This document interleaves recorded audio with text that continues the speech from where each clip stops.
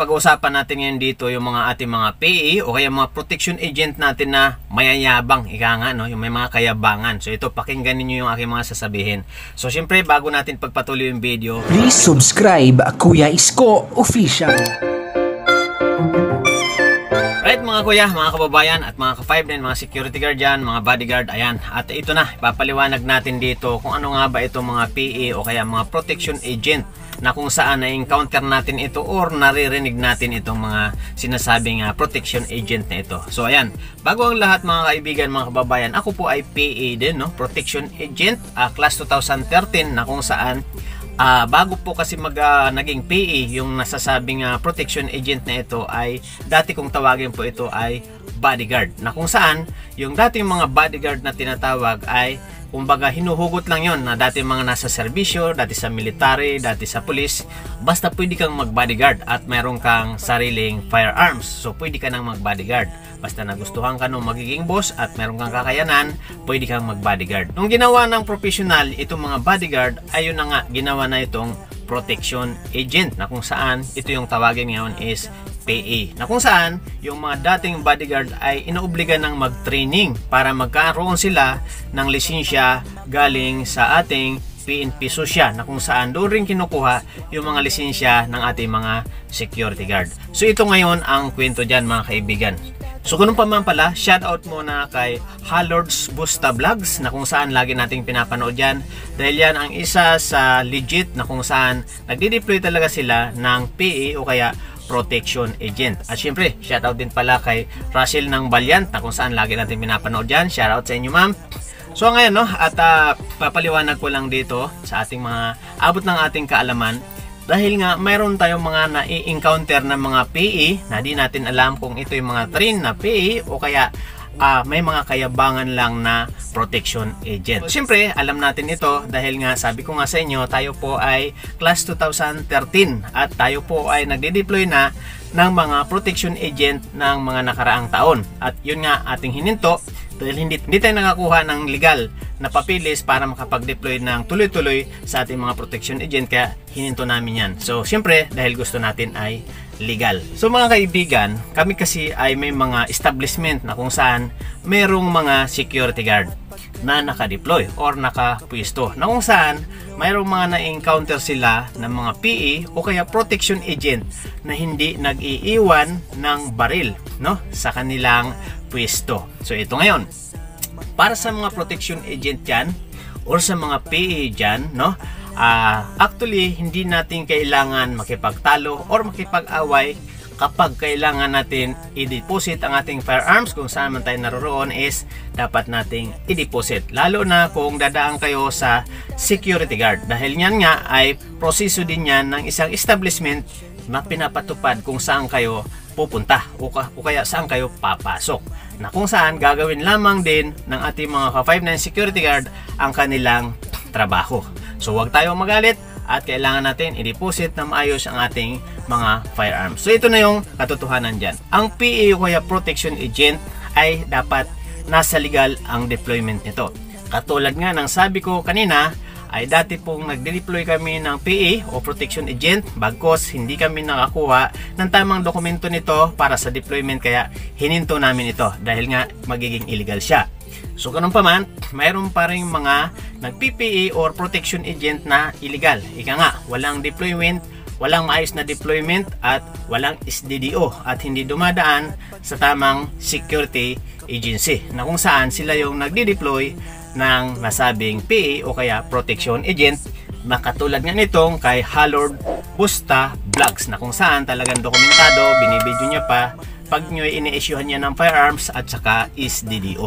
Okay? So ito mga kaibigan, para sa mga PA, no, ito yung aking masasabi sa ating mga protection agent, mga brother, mga bro, mga kuya, man, no? Ako mismo naka-encounter ako. Mayroon kasi tayong pwesto dyan sa parting area ng Makati na kung saan mga Chinese restaurant, at nagre-report sa akin yung aming mga gwardiya na kung saan mayroong mga PE na nagyayabang. So pilit nilang ipinapasok yung kanilang firearms, na kung saan dapat bawal nga ipasok sa loob. So ang ating mga security guard nakikipag-usap na kailangan i-deposit nyo sir sa amin yung inyong firearms o kaya iiwan ninyo sa inyong sasakyan, papasokin namin kayo. Pero kung hindi nyo kasi iiwan or pipilit nyo dalhin sa loob ang firearms is hindi pwede, bawal. So sa madaling salita, bawal. Pero mayroong mga PA o protection agent na talagang ipinipilit nila na ipasok nila ang kanilang firearms. So ito yung mga sasabi ko sa ating mga ka-PA dyan, no? Mga bodyguard dyan. Huwag niyo ipilit ang bawal dahil magkakaproblema lang kayo. Isipin niyo, lalo na kung hindi kayo uniform PE, hindi kayo legal na deployment, at hindi legal na ang inyong firearms issue ng security agency, bawal po na inyong ipipilit ang inyong gusto dahil yan po ay illegal na inyong gagawin. Actually, meron nga mga diskarte dyan eh. Kung ikaw talaga utak na PE, no, hindi mo na kailangan magpagtalo. Pag nakalusot ka sa isang establishment, swerte mo. Pag hindi at nasita ka at kailangan mong i-deposit yung iyong firearms, i-deposit mo, no? Huwag ka makipagtalo sa SG dahil talo ka. Dahil nga, jurisdiction nila yon, kumbaga, policy nila yon, sundin natin. So ngayon, kung ikaw ay makipagtalo at umabot sa punto na ikaw ay masita, talo ka. Bakit?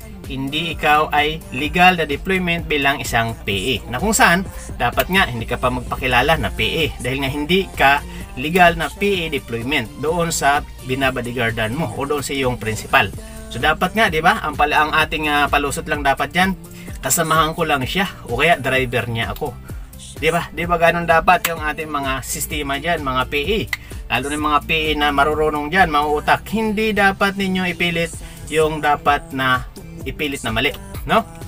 Kasi may mga guard ako na nagre-report sa akin na may mga ganong PE na pinipilit nila yung gusto nila, may pasok yung firearms doon sa loob ng establishment na kung saan sila pupunta, lalo sa mga restaurant, mga bar, restaurant. Sa bar nga, di ba? Bawal.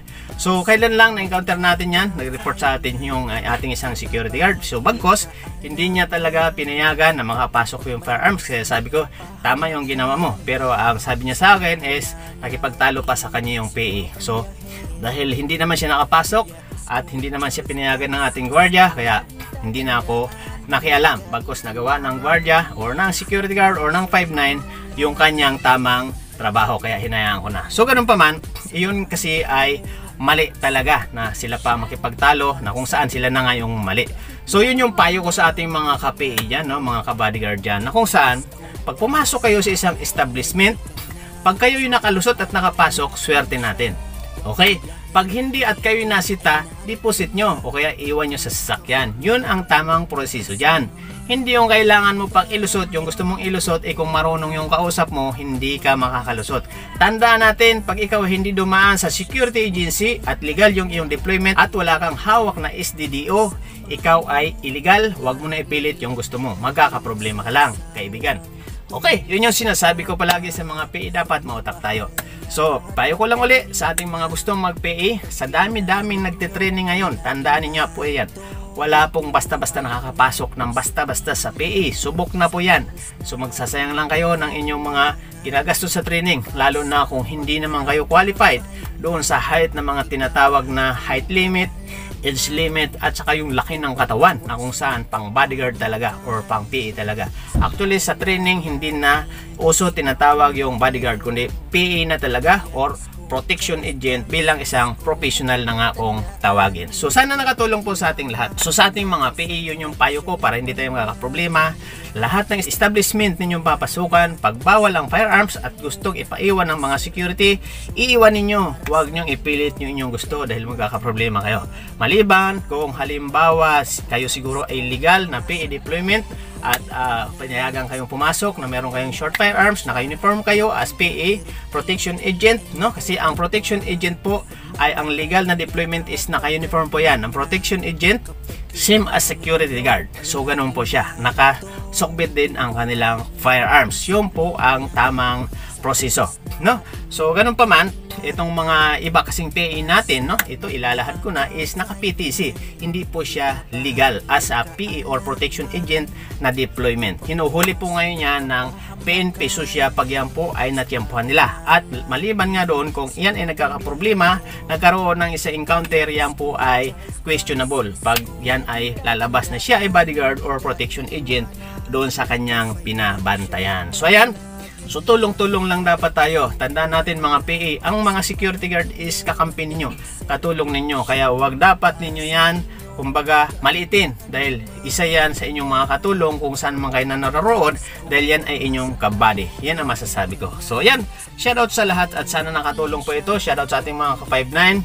Shoutout sa ating mga taga-panood. Maraming salamat po sa inyo. Please like and share ng video ito para po mapakinggan ng iba at makapulutan ng aral ng iba at mas maunawaan ng iba kung ano nga ba yung PA na sinasabi na dating bodyguard na ngayon ay protection agent na.